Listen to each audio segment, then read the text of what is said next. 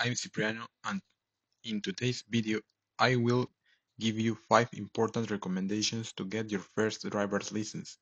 Let's get to it. Recommendation: study your local traffic regulations. Each state or country has its own regulations. Make sure you read and understand things, speed limits, safety rules, and penalties. Second recommendation: practice with an experienced driver. Before the practical test, perform several practices in different conditions, like traffic, parking, turns, night driving, etc. Third recommendation: gather all the necessary documents.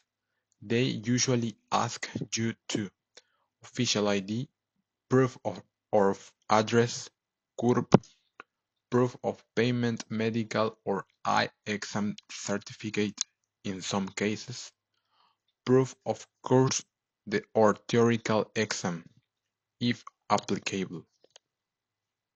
The theory exam first. Many places require passing the writing test before the practical one.